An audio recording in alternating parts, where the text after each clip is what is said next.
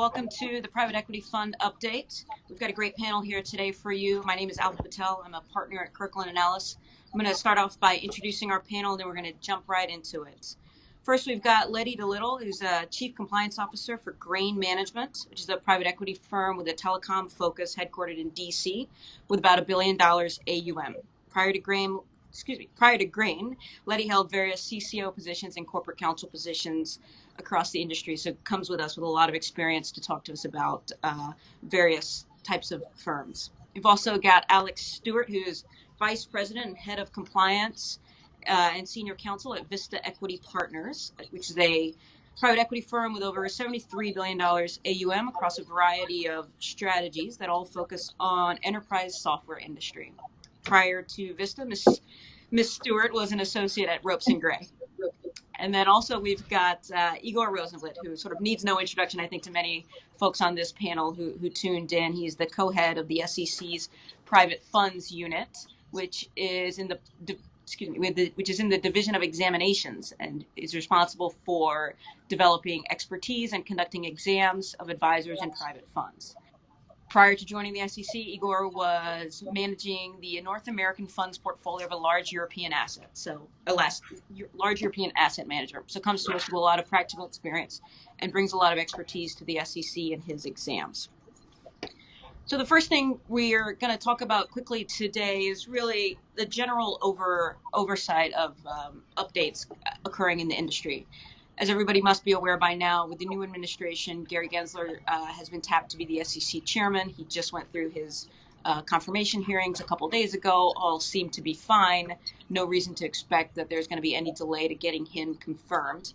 From the perspective of the industry, I think it is sort of a let's pay attention to see what he will do. He comes with a strong enforcement background, came from a regulator before, the CFTC, under President Obama, will presumably bring that same sort of dogged compliance review and enforcement regulation to the SEC as well. One thing to mention is that the Biden administration had issued a regulatory freeze on exams, and I hesitate to even talk about this now because, as most of you know, the marketing rule, which most folks were worried about under this provision, went live today in the Federal Register. So there's nothing like generating charts that are out of date within a few days. So we're just going to move on past that because I think, for the most part, the SEC has made the determination it's not going to hold back on any of its rulemaking in response to that executive memorandum. As we mentioned, there is the advertising rule, which had come out in November and was somewhat up in the air about whether or not it would go effective in 18 months. But with the publication in the Federal Register today, we know that it'll go live in August 2021. I think the idea here is let's not spend a lot of time thinking about it for this panel. We can come back next year. Let's make an agreement. We'll come back and talk about it then because we'll still have 6 months for the implementation date to come. I think from a perspective of investment advisors to private funds, there's not that much of a sea change here. When you dig through, we'll need to reevaluate advertising material. We'll need to revisit how we do certain things and spiffy up those footnotes and make sure we've got the right processes in place. But as far as what the presentations look like to investors, it doesn't strike me that it's going to be a large sway in the materials themselves. There's also a panel later on today with the SEC and some other practitioners to talk in detail. So we'll skip over it here, but I guess an important piece to mention is the difference in the proposal to now, which is why we've sort of come to the conclusion that there's not going to be much of a change for us because the three differences that were pulled back described here really sort of make it more of a status quo for most private fund advisors. There's no more distinction between retail and non-retail. There's now no pre-approval requirement for compliance or anyone in-house to sign off on all the advertising material, and no general requirement for 1, 5, and 10-year presentations. So I think for the advertising rule, just stay tuned, and there's a lot more to talk about there. On the other hand, I think the broker-dealer registration for certain finders, the SEC Trading and Markets Division came out with a proposed exemption for these types of particular finders to help ostensibly to help small businesses, but it would of course still apply to private funds. there's a lot of detail here. Again, this is one of those rules that I just don't know will find legs in a new administration, given there's investor protection concerns expressed from the administration in play. So an area that is worth highlighting and paying close attention to is FSOC. You know, we've been talking about how the SEC's regulations might affect you, and much of that is frankly speculation until Chairman Gensler gets into office and finds his various division heads. But I think one thing we can be assured of is there will be a newfound focus on private funds from the SEC, but also from other regulatory and governmental bodies. One in particular, the FSOC, which was born out of the financial crisis through the Dodd-Frank Act, created and became was quite a force of regulatory authority during the Obama administration, where we were concerned that the systemic risk could be generated by specific firms. And so the FSOC at the time was focusing on whether certain firms should be designated significantly important financial institutions, which, if that happened, would have led to a lot of consequences to any of those firms. Under the last administration, the FSOC sort of took a step back, reevaluated how they were approaching systemic risk.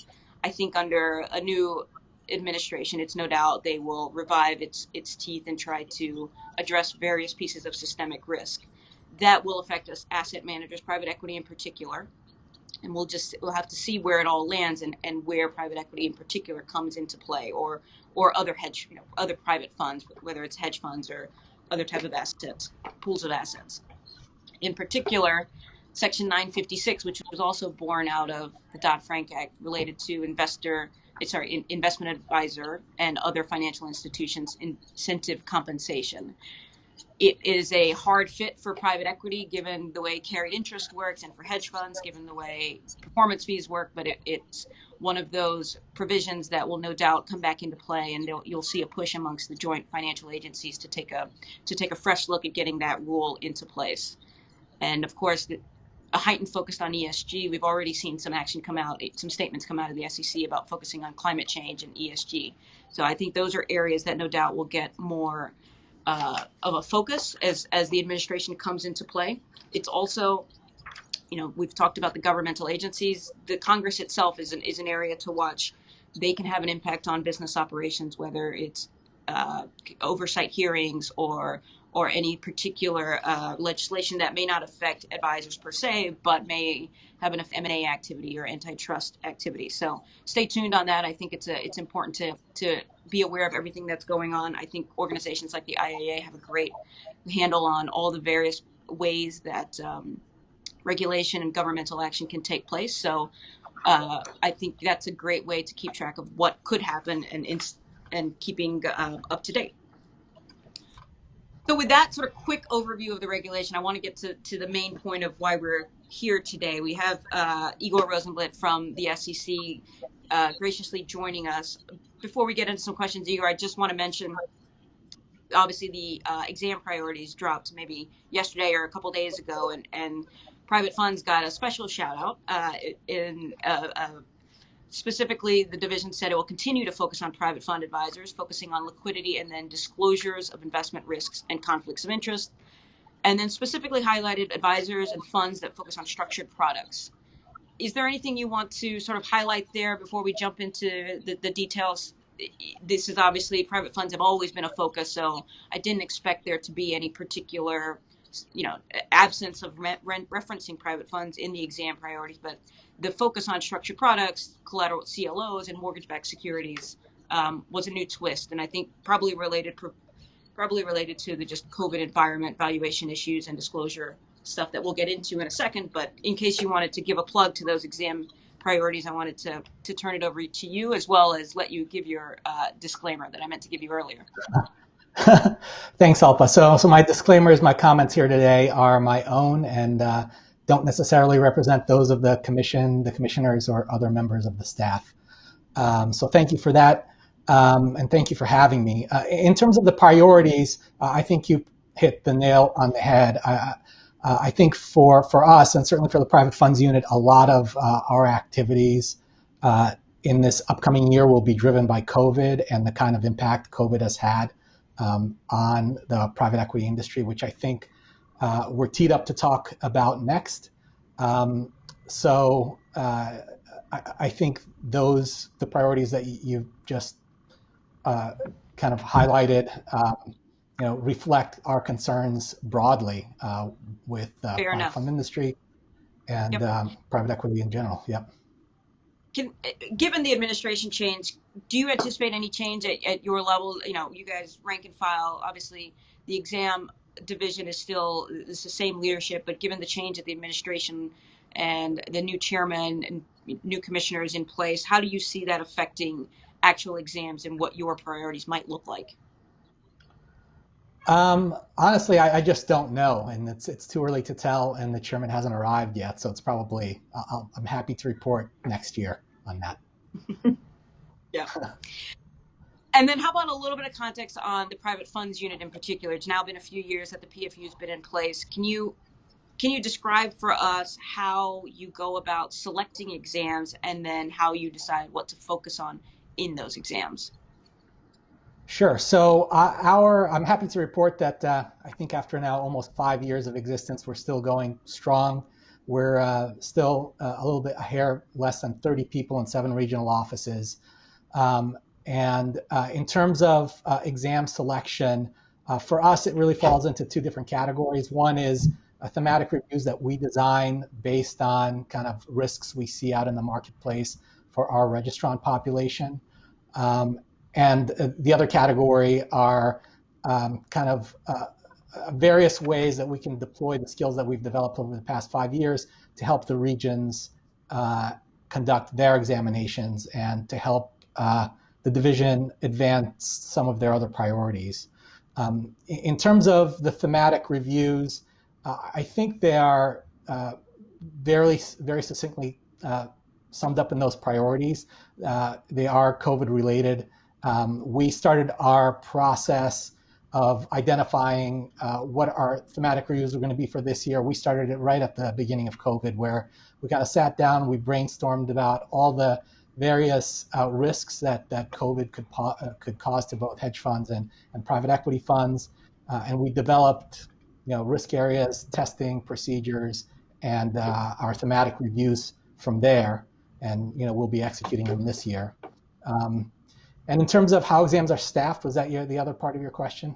Yeah, I think clients, when an exam shows up and we've got examiners from all over the country, we get a little concerned of, well, why is that person here? And maybe if you give a little bit color about how you choose to staff exams, how you decide who's going to be there. If you bring in particular experts, we know the division as a whole has a variety of expertise, whether it's a valuation expert or cybersecurity. What leads you to tap one of those experts? Well, outside of the experts who are brought in for specific reviews, obviously, I think there's very little meaning in how examinations are staffed. Right now, we're in the virtual environment. I would say 85% of our staffing decision is based on examiner availability, and the rest is really based on examiner interest. And so it's very hard, or I would say impossible, to determine anything about your examination based on the staffing. Yeah, I think we're always trying to read the tea leaves, and I agree with you. It's often just a matter of schedules. What can you tell us about exams during COVID? Obviously, we've been in this environment for seemingly 18 years. How is it playing out on your end? Anything different in the exams that look, obviously you're not doing on-site, but what can you, for folks that need to, that we can expect an exam soon, what is the way it's been playing out for you?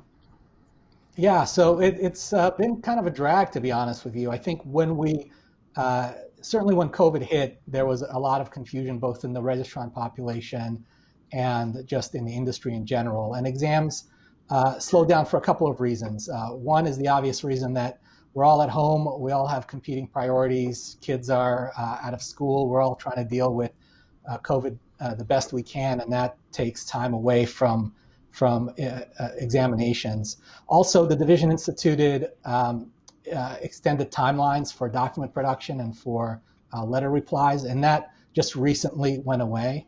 But in general, my observation about our exams that we're doing now is they are proceeding a little bit slower than exams were when we were going out in the field.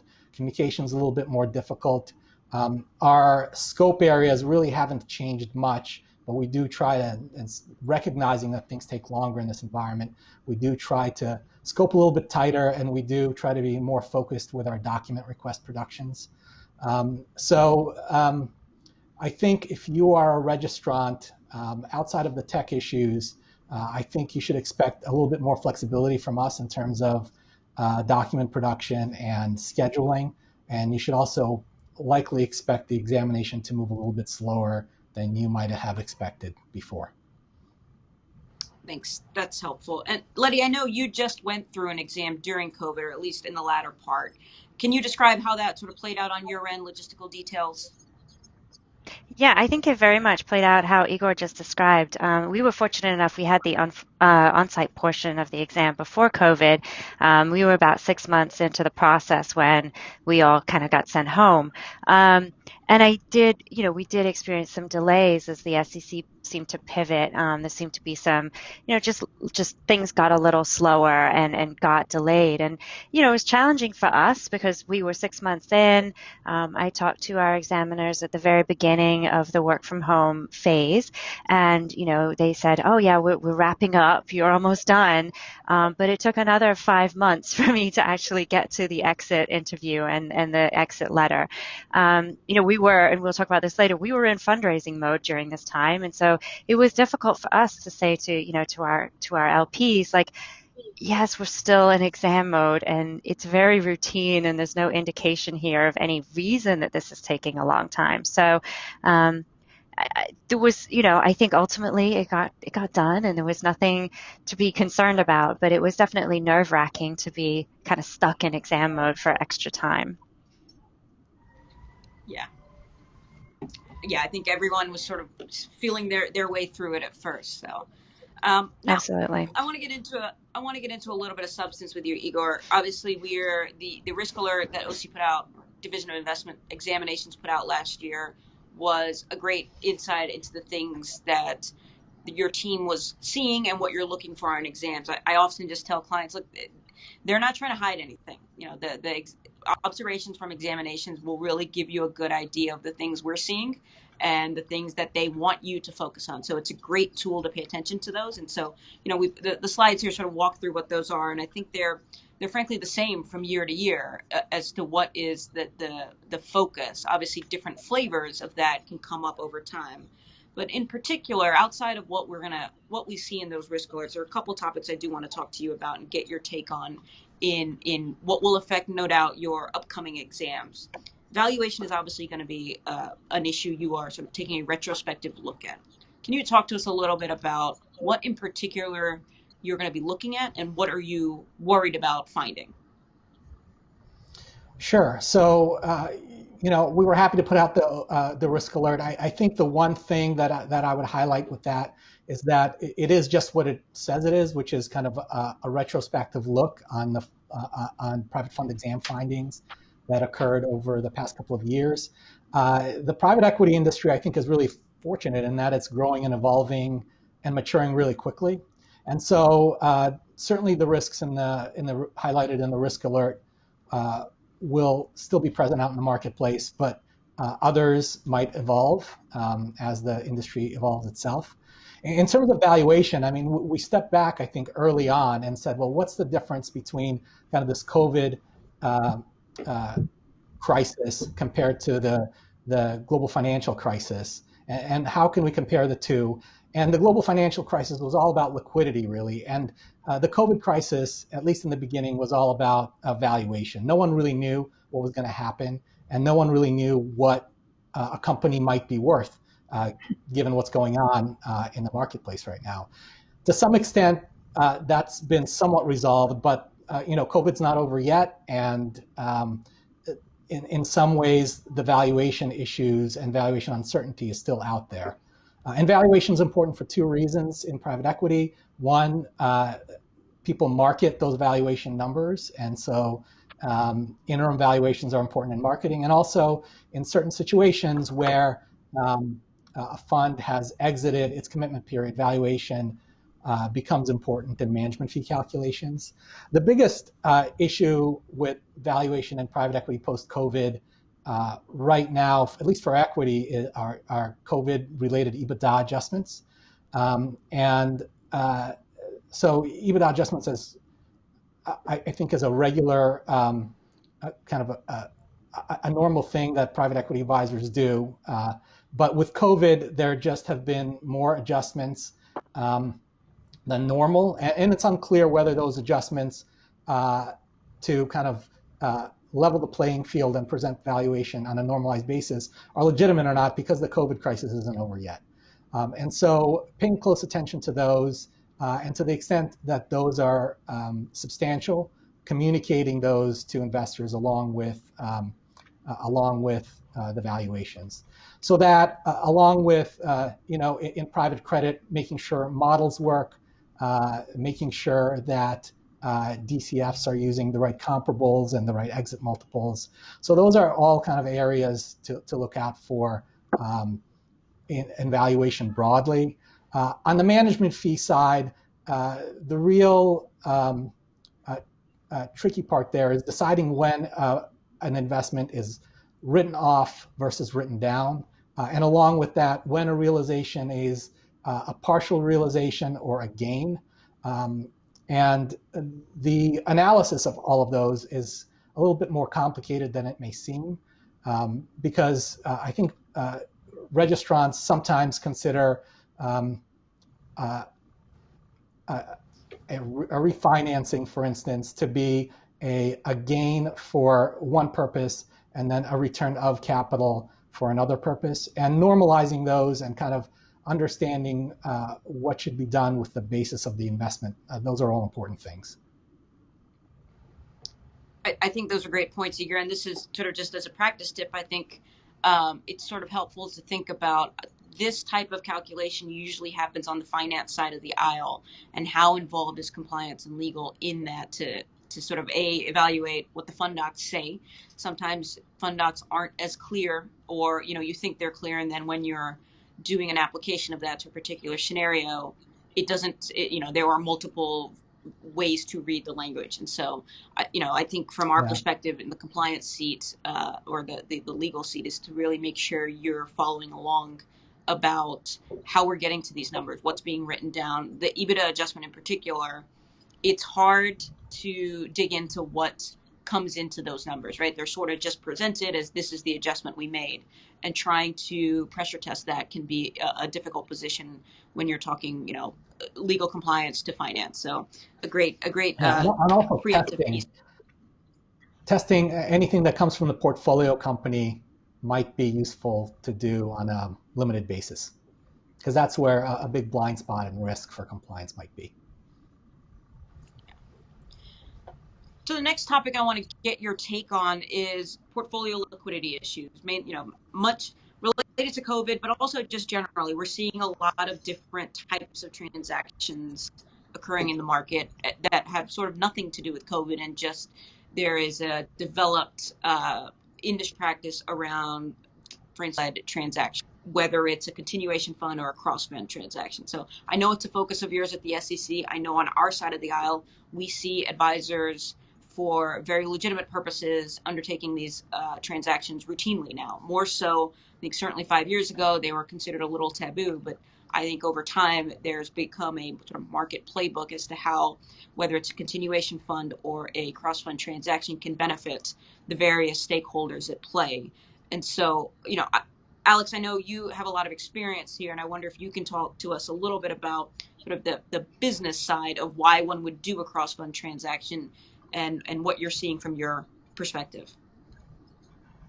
Yeah, that sounds good. From our perspective, there's a couple of situations where a cross-fund transaction might make sense. The first one is where we want to combine two businesses. So at Vista, we exclusively invest in enterprise software, and we never want one of our businesses competing with another. So there may be instances where it makes sense to combine two businesses that are held by different funds to create a greater scale for those businesses. The second situation where it comes up for us is where we're exploring a broad sale process for a portfolio company, and an external party has the desire for Vista to come into the transaction as a go-forward partner. There, given the size of the transaction, the buyer may not be able to fund the investment on their own, and will require additional equity. And so it makes a lot of sense that they might want Vista to re-underwrite the company and continue on as a partner. So those are, two examples of where we might pursue a cross-fund transaction and why it might make good sense for both the fund holding the investment to begin with, as well as the fund participating in the go-forward business. Thanks, Alex. Igor, when you see these on exams, what are you particularly looking for? It's become more routine, maybe not necessarily in the first exam letter, but certainly in the course of every exam. There's a standard question we see about give us a list of cross-fund transactions. What is it that you're focusing on when you get that list?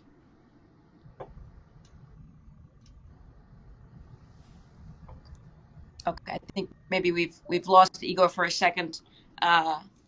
Looks on my screen, so we'll come back to him when he is able to revive that.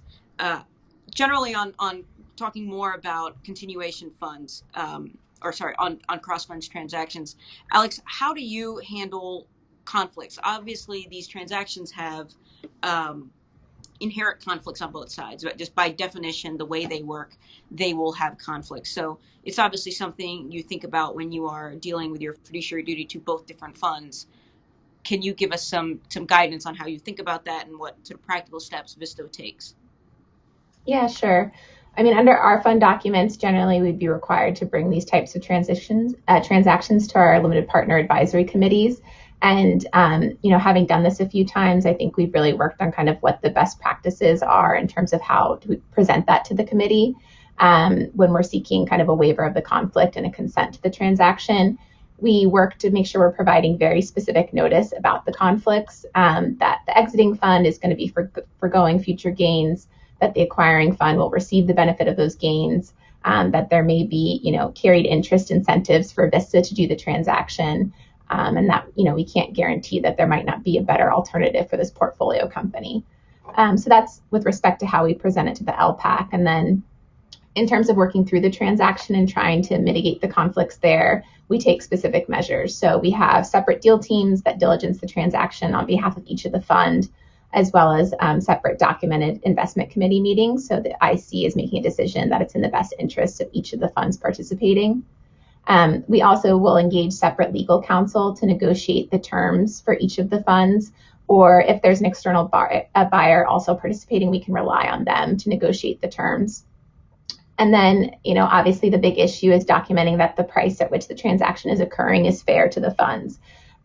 So that may be established through kind of a robust sale process where we have external parties setting the price, or it may be appropriate to engage a third-party valuation firm and present those findings to our LPACs.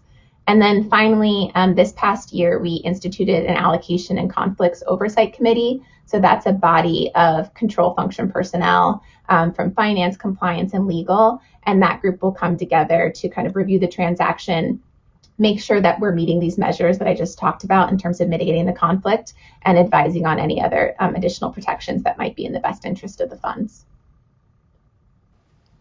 Thanks.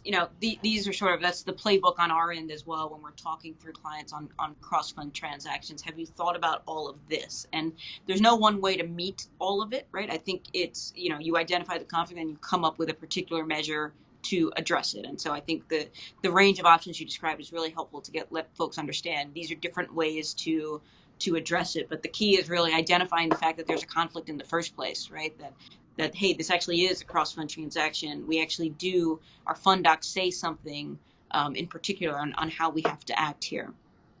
So I know we're still working on getting Igor back. Oh, please go ahead. Oh, I was just going to say, I know we lost Igor, but in talking about this issue with him, I think he's really focused on that as well, particularly on making sure that sponsors are disclosing the relevant factors about the health of the portfolio company, and that they're not, trying to present financials or in a way that might be misleading. And so I think otherwise some of the measures that we discussed, he was generally supportive of, but it's all about disclosure with this type of conflict. Yeah. And look, that LPAC deck often gets short shrift, and I'd encourage folks to pay a little bit more close attention to it instead of just sort of slapping it together at the last minute to really think through, have you actually disclosed all the material pieces of information related to the bidding, the valuation, the various parties at play? There's a lot there that sort of isn't obvious to put in. And so give your legal and compliance folks some time to really think through, putting on their most cynical hat, what do they need to describe here in more detail. I'm going to move on to, we'll hopefully get Igor back because there's a lot more I want to badger him about on things that he's focusing on exams. But we do have other topics that I want to cover, and in particular, adapting to COVID and the compliance challenges. Obviously, Alex, you and Letti are sort of on the front lines trying to commandeer and manage large organizations, groups of people sort of all over the place. And COVID has obviously just raised compliance challenges. Letti, I know you in particular have gone through a sort of fundraising cycle. How did that play out? What did it look like from your perspective? Obviously, it was a successful fundraise, but just generally, how did you get there? Yeah, it was, when COVID happened, we were sort of tentatively thinking about launching 2 funds in 2020 into 2021, 2 strategies. And so we were nervous about the fundraising. And so I think we had some, soft conversations with LPs to see if they were, if they were going to go into hiding or if they would be around. And we got generally positive feedback. So we went to market with one fund, our first strategy that we launched in 2020 in May, and we closed that fund out in September. Although we were concerned, once we jumped into fundraising, we actually found that it was really efficient during COVID. Using video conferencing was an incredibly smooth process. We all got pretty good at hosting calls, breakout rooms, sharing our screens, all of the technology that we have at our fingertips. I think we've had this technology for a while, but we've not used it. So it was actually, I think, a great education for all of us on how well, the technology can work for us. Clearly there's a lot of economy in being able to raise funds remotely. You're not traveling, so you're saving time and money on the travel costs, as well as your LPs doing the same. I think, from investment side, clearly the investors were comfortable investing with us, having had remote conversations. Doing operational due diligence was also really effective. I mean, you could do multiple ODD calls in a day, which in the prior times, it would be like, oh, well, we've got an LP coming in on Tuesday, and it would sort of be your entire Tuesday would be eaten up with one LP.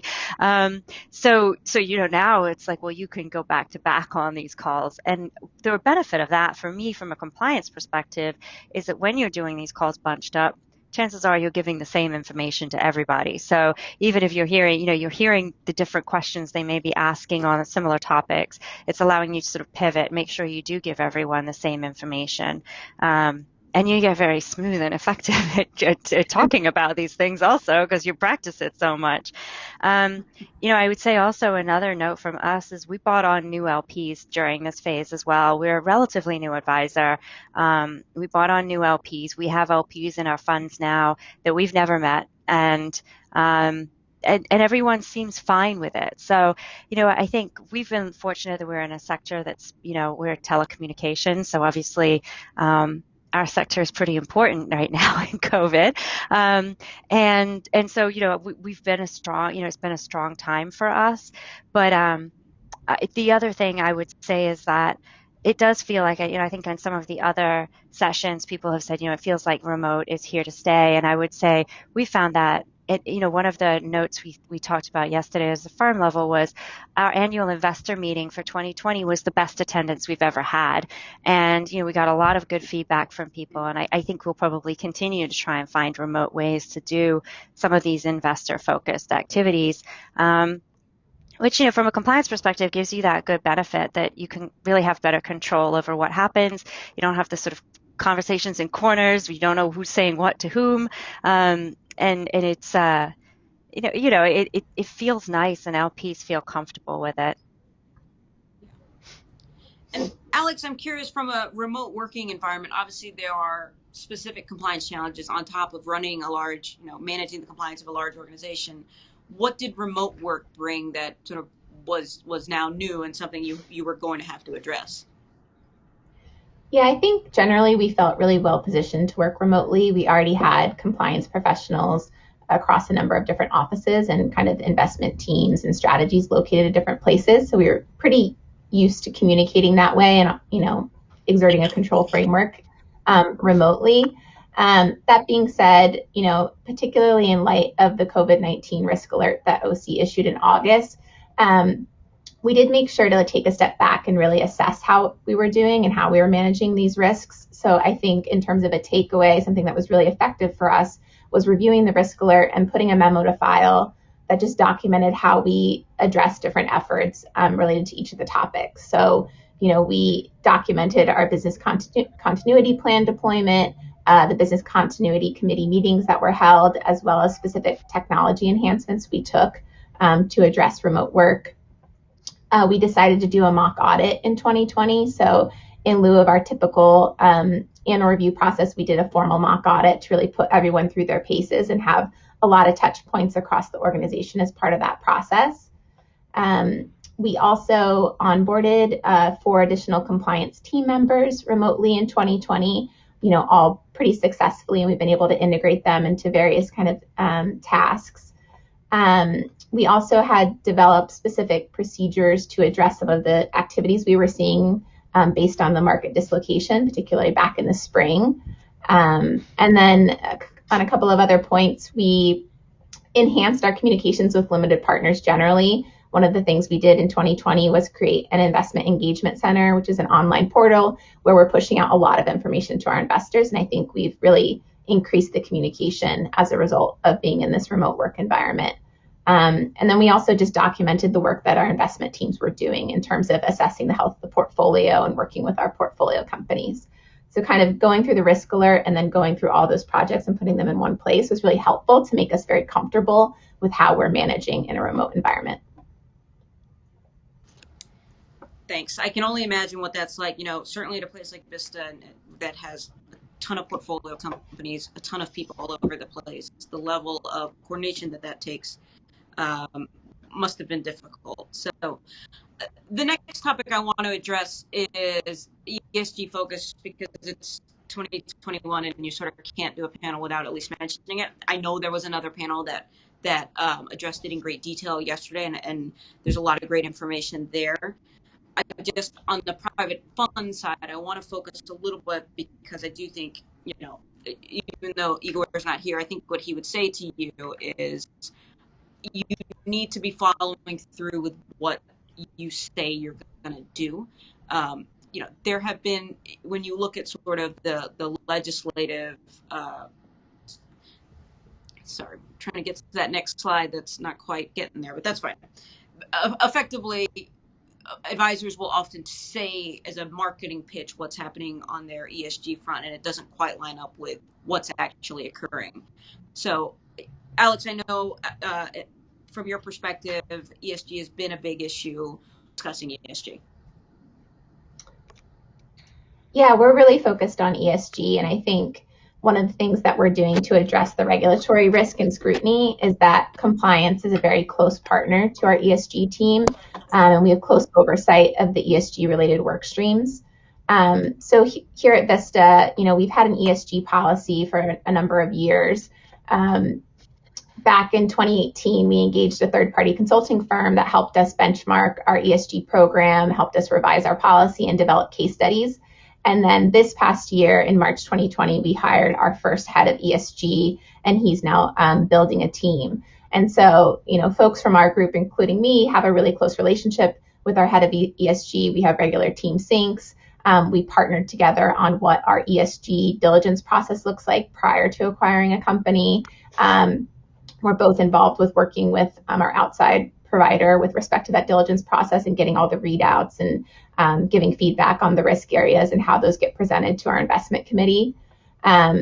Compliance is part of our, more general marketing review oversight process.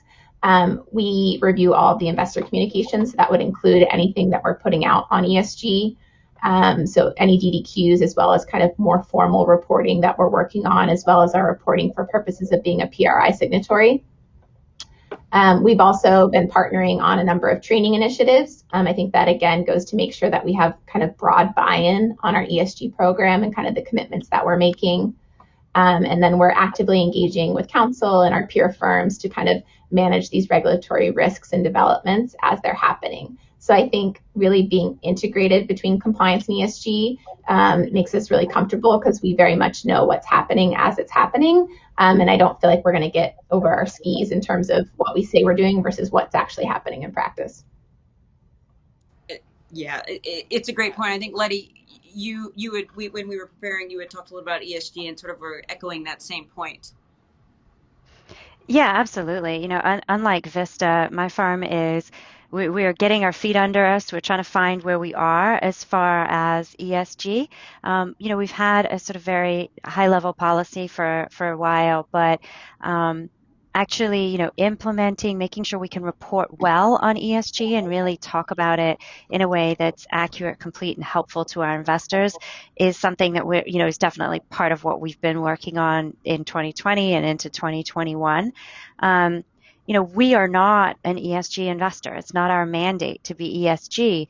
So I think it's really important for us to stay focused on that. Like, no, ESG happens in our portfolio, and there are things that occur because the things that count as ESG are good business. It's good risk management, and it's good business for your companies. So being able to identify what those items are and give yourself the credit for ESG on that. Something that just popped into my mind today was employee turnover. You don't want your employees quitting all the time, so you want to keep them happy, and that is the S in ESG. So call it that instead of saying we're limiting employee churn.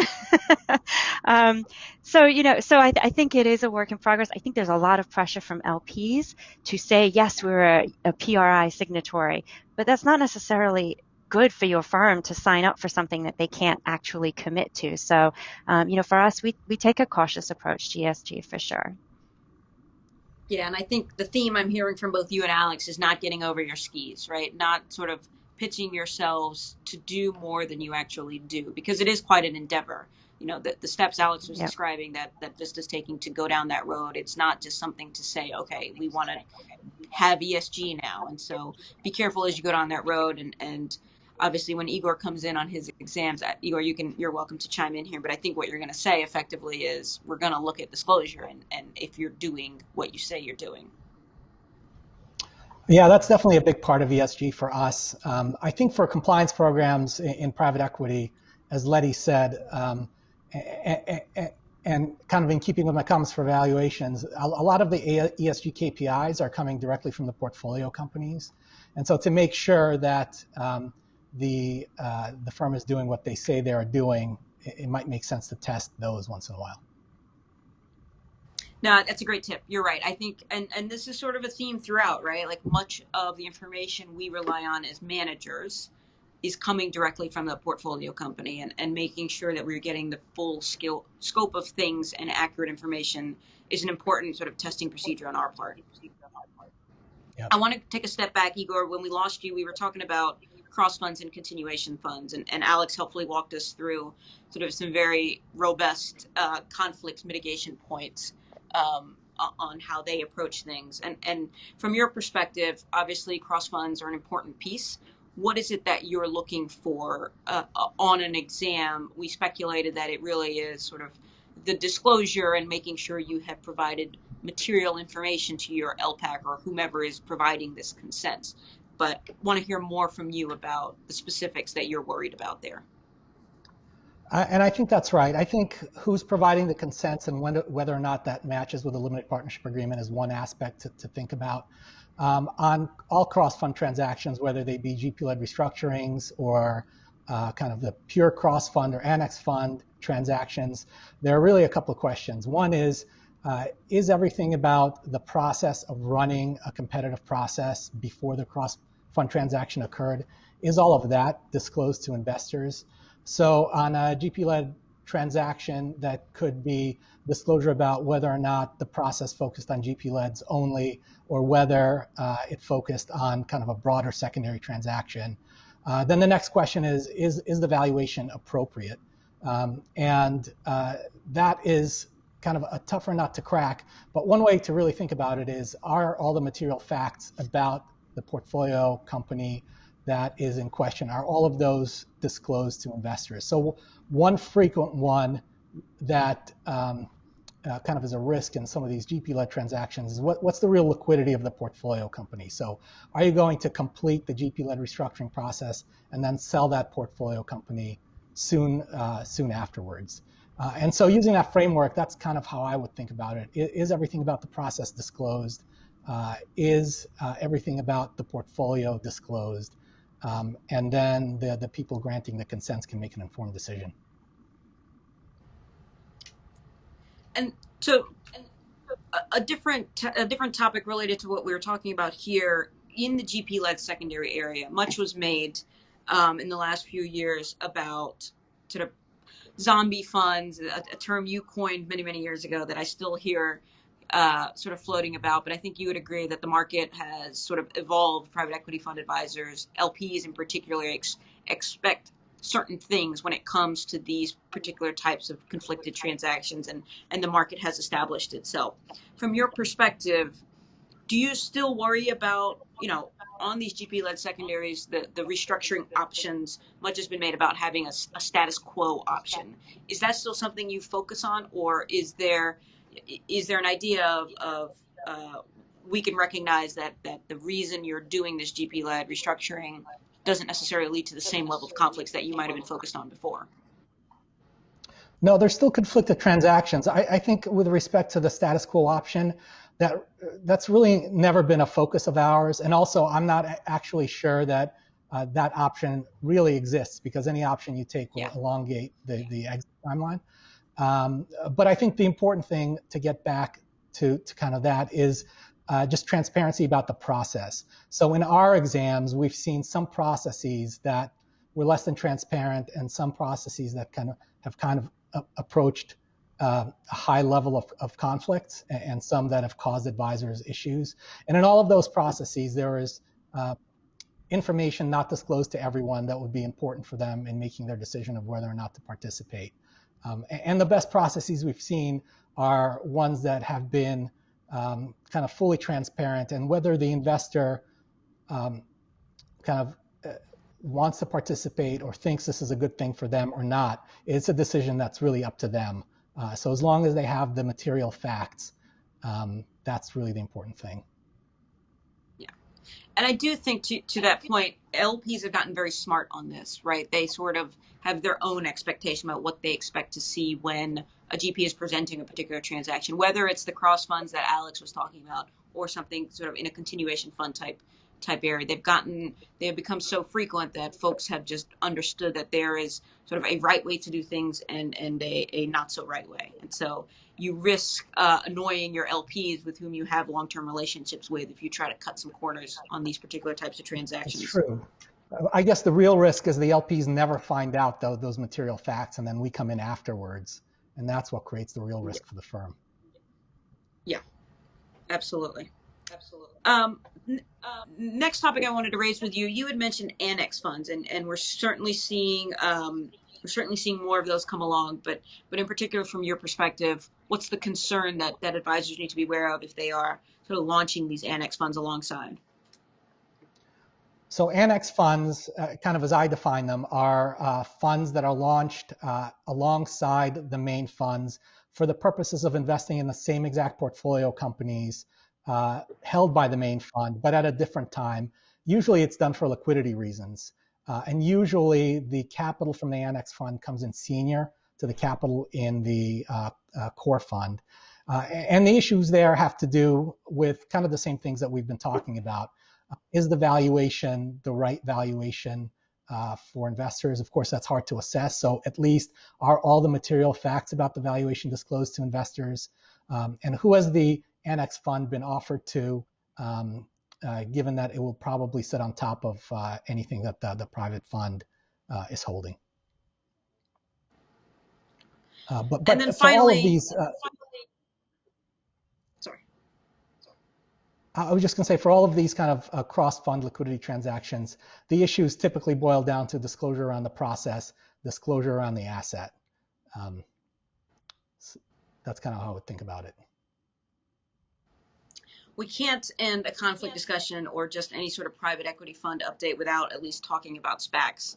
Obviously, it's on your radar. I think it's something that's certainly on our radar. there's definitely a market craze. Everybody wants to at least explore the idea of doing a SPAC.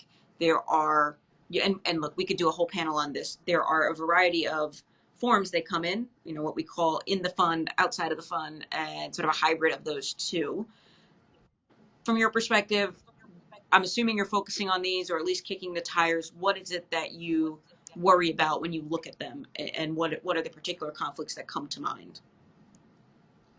Oh, so depending on the structure, if it's an outside the fund structure, then time and attention provisions are kind of an important focus area. If it's inside the fund, it really reminds me kind of a search fund context where a fund is created inside the fund, and even if the fund is getting all the economics out of it, there's some cost expended to find a portfolio company to acquire into the SPAC. And all of that is costly. It incurs cost. And at the same time, investors, I think, believe that their management fee is covering the cost for that same exact function. And thinking about whether or not the cost of finding a portfolio company for the SPAC has already been paid management fee, and whether or not this is a form of paying and expense shifting is probably something worthwhile to think about. Yeah, I think it's very similar to sort of platform investing, and whether or not that is an activity that's described sort of early in your disclosure documents, even though when those disclosure documents went out, the word SPAC may not be prevalent in there, but agree that there can be different conflicts in different types of transactions. I'd also mention, if the fund is going to participate in the PIPE afterwards, that there may be affiliate transaction issues that counsel should be, or fund advisors should just be aware of when they're thinking through what to get consent for, if they've decided they need to get consent from their active funds. The next topic I do want to get in under the wire here, as we're running out of time, is MNPI management. This is not typically a topic that I think this industry talks about as much from a perspective of private equity. It's not one of the higher risk items, but obviously the recent case that came out dealing with about how MNPI is documented and the process in place to protect against MNPI. I wanted to get a sense from the in-house folks here, Letti and Alex. How do you address this, given your strategies? Letti, you first, because I think it is pure private equity. What do you see from your perspective of whether it's expert networks or just generally overseeing how the firm addresses MNPI risk? Yeah, so I come from a hedge fund background. So to me, the private equity world of MNPI is easy, simple, no problem. My firm is middle market and we're sector specific. So, and we don't have any public exposures on our fund side. So, I do a lot of training with my team. We have a really strong tone at the top and a really strong team who's incredibly alert to MNPI when they receive it, when they might receive it, even when they're thinking about talking to somebody that might be at a public company, they let me know. So, I do think from my perspective in the private equity world, it's all about training, because on a personal trading side, it's really easy to just basically restrict everything in our sector because we're sector specific, and that's basically what I do, is just, if it's in our sector, you better not trade it, and it will forever be that way. But I think training is absolutely critical, and making sure that your folks know what they're hearing, because I do think if they're historically in the private equity space, they maybe are not as alert to it as potentially somebody who's coming from an investment bank, or more close in time, or from the hedge fund world like I am.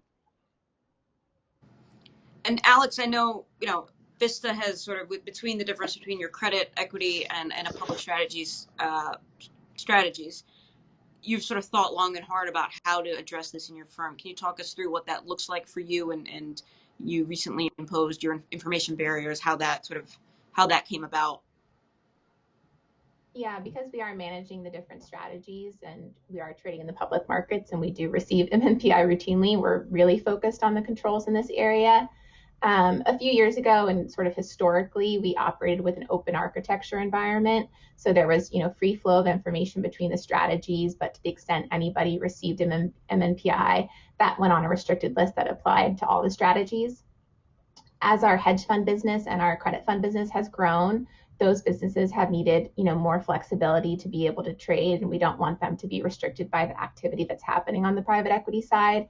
So we've instituted information barriers between each of the business units, which is a fairly involved process in terms of how you set that up, both from a physical separation, a technological separation, as well as controls for the communications that are happening across the barriers.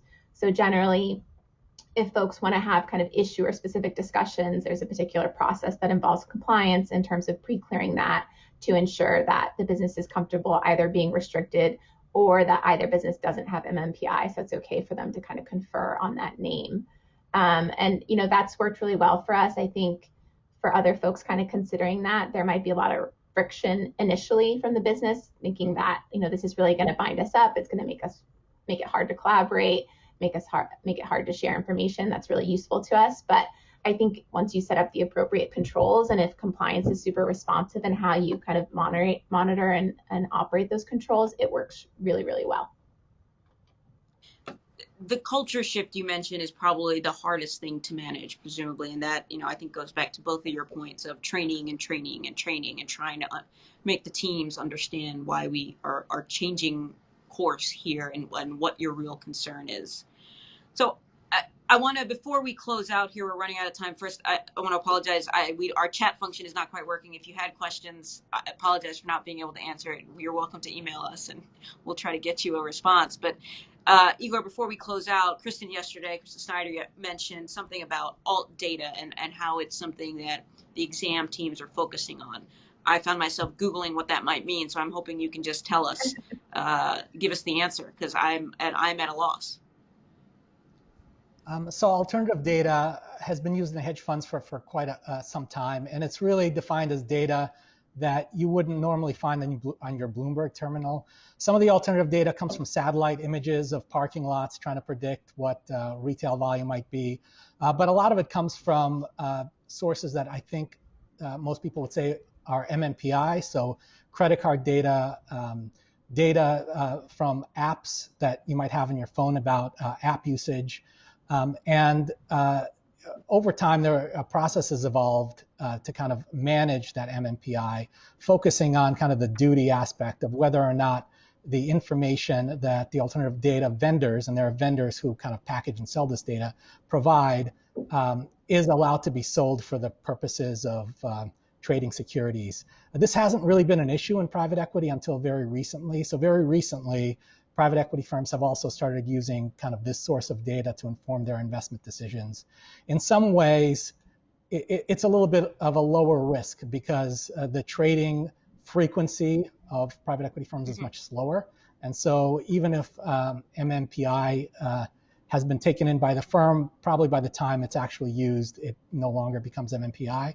But it's still important to make sure that any vendors or any data vendors, full stop, that provide data that you take action on are allowed to sell you this data and have the appropriate agreements in place with the generators of the data, which are usually you and me and other users of services. Excellent. Well, we have come to time here. I want to thank everybody for their time and attention. Thank IAA for having us. We always appreciate the opportunity to talk to your members, and Igor in particular, thanks for giving us some insights in the exam front. Thanks for having me.